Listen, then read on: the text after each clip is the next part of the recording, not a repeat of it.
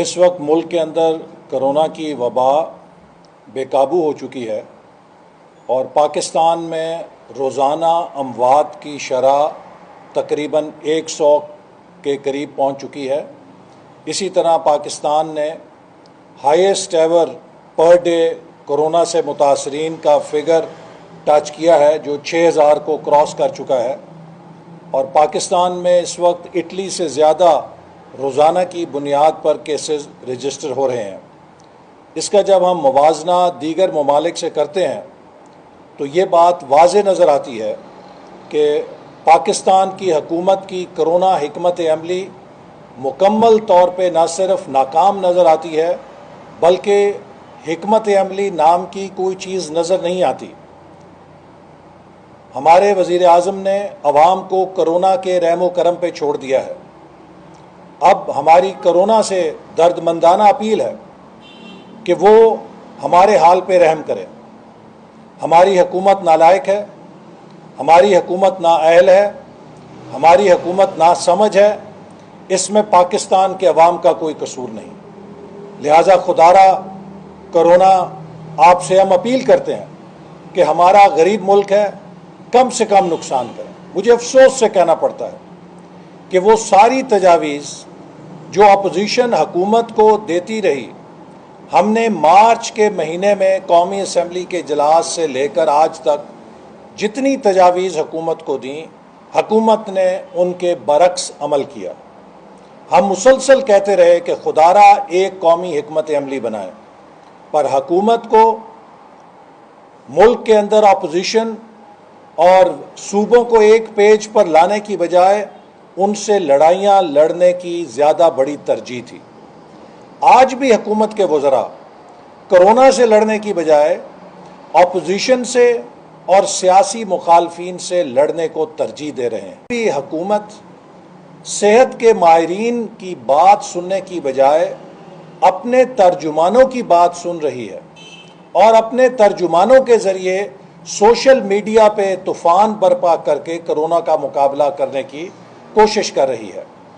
پچھلا قومی اسمبلی کا اجلاس ہوا، ہم نے حکومت سے بار بار مطالبہ کیا کہ وہ ہمیں بتائے کہ اس کی کرونا پر کیا حکمت عملی ہے۔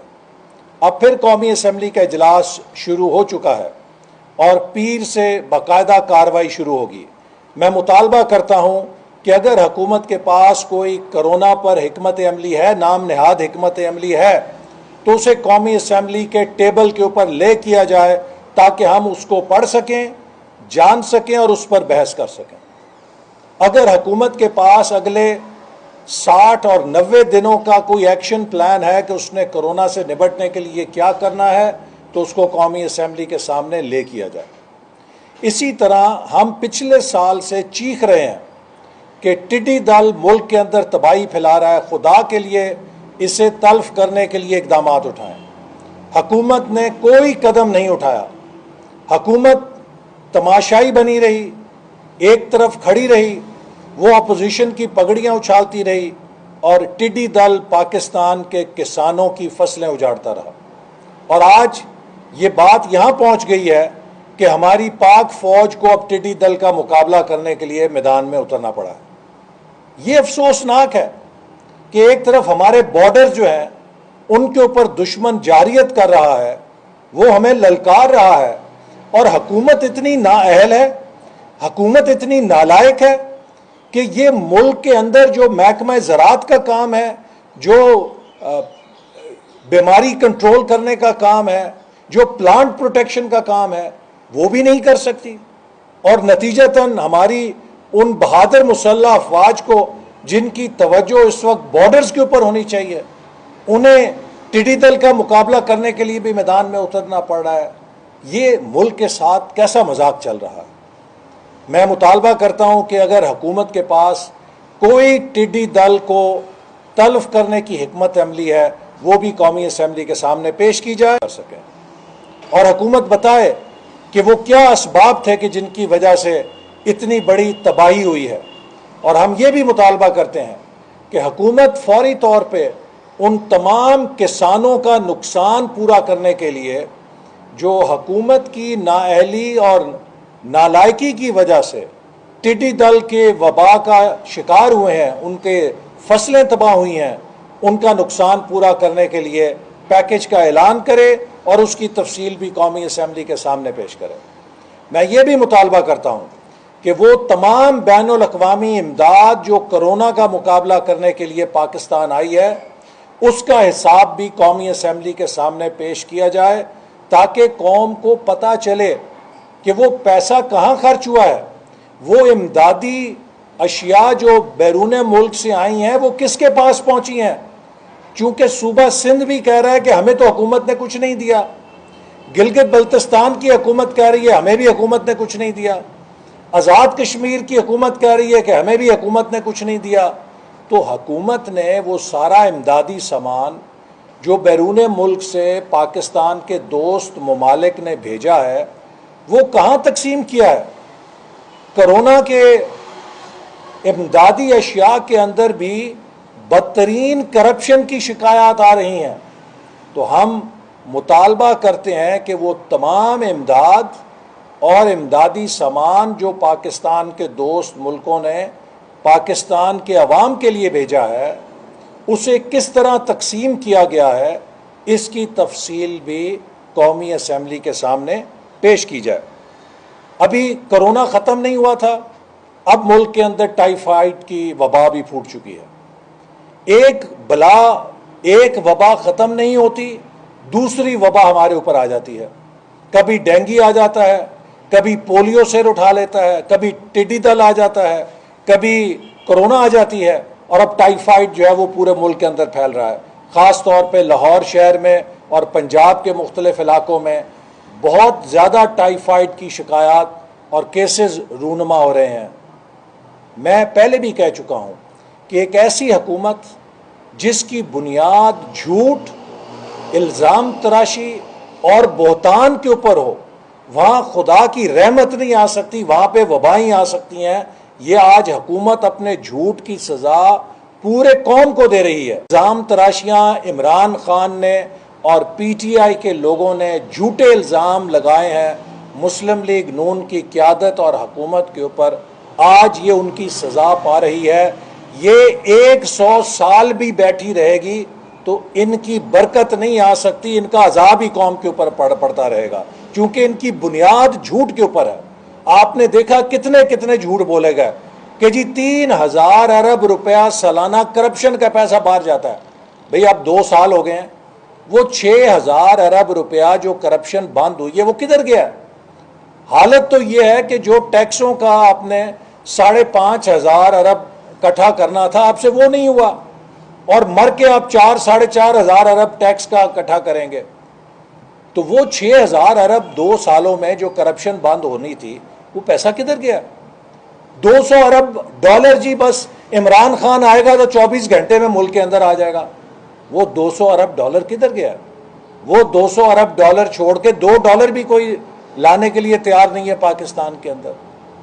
तो इसी तरह हर कामयाबी के ऊपर जो मुस्लिम लीग नून ने हासिल की, इन्होंने कीचड़ उछाला, इन्होंने लोगों को गुमराह किया, इन्होंने लोगों को बहकाया झूठे इल्ज़ाम लगा लगा के। आज ये उस झूठ की सज़ा पा रहे हैं और अभी इब्तिदा है, अभी मज़ीद पाएंगे। फिर चीनी का केस हुआ, मैं ये बात दोबारा दोहराना चाहता हूँ। इमरान खान साहब, चीनी के ऊपर मसला सब्सिडी का नहीं था। चीनी का कमीशन इसलिए बना था कि 52 रुपए किलो से 90 रुपए किलो आपकी हुकूमत में चीनी की कीमत कैसे हुई। मुस्लिम लीग नून के 5 सालों में चीनी की कीमत 50, 52, 53 रुपए किलो पर मुस्तहकम रही। हमारे दौर में गरीब आदमी 52-53 रुपए किलो चीनी खरीदता था। आपके दौर में चीनी 85 और 90 रुपए किलो हुई। ये कमीशन तो इसलिए बना था कि ये मुनाफाखोरी किसने की, इसकी मदद किसने की, ये पैसा किसकी जेब में गया।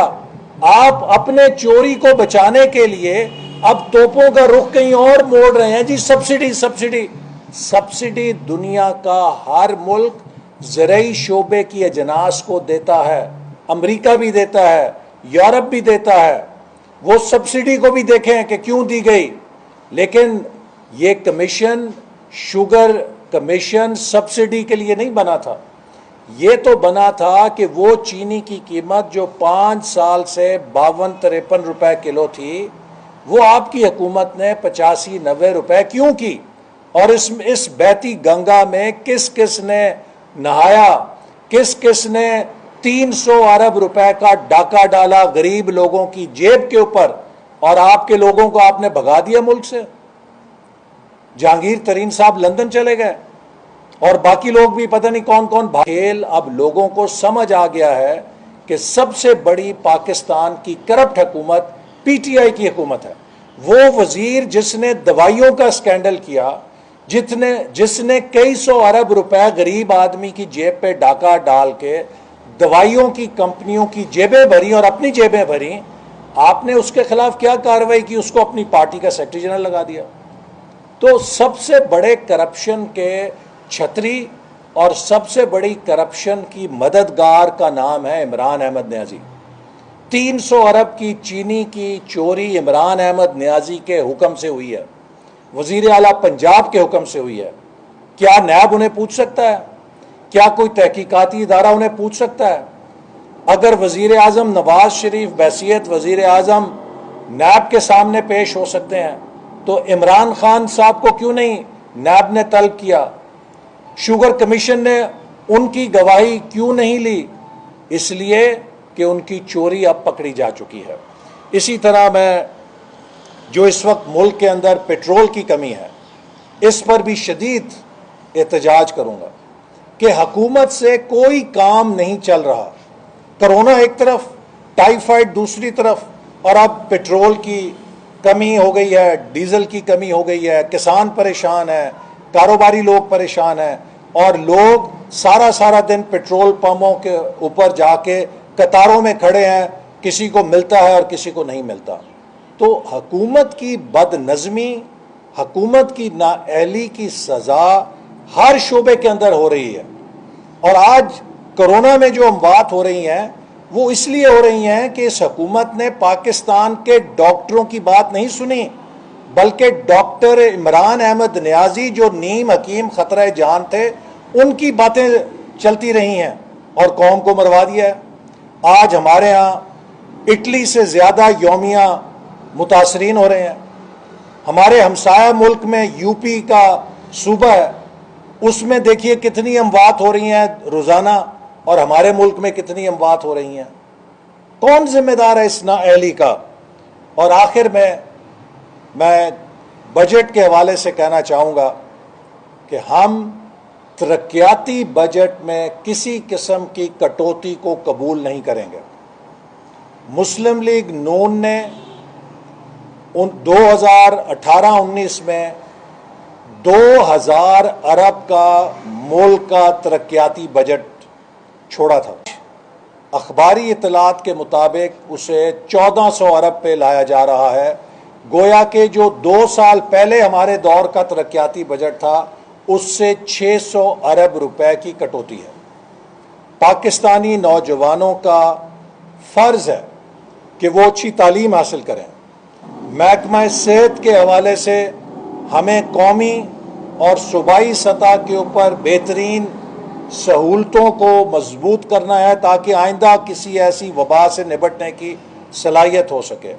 ہمیں جدید معیشت چلانے کے لیے اپنے انفراسٹرکچر کو مزید مضبوط کرنا ہے، صنعتی زون بنانے ہیں، اپنی پیداواری صلاحیت میں اضافہ کرنا ہے، زرعی ریسرچ کے اندر وسائل جھونکنے ہیں، انوویشن کے لیے زیادہ ہم نے فنڈز دینے ہیں، ٹیکنالوجی کو ملک میں لانے کے لیے پیسے دینے ہیں۔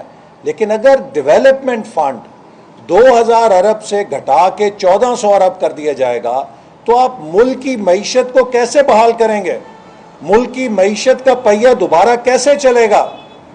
یہ مسلم لیگ نون کا ترہ امتیاز تھا کہ ہم نے دفاع کے لیے بھی سب سے زیادہ پیسے دیے اور ہم نے ڈیولپمنٹ کے لیے بھی سب سے زیادہ پیسے دیے۔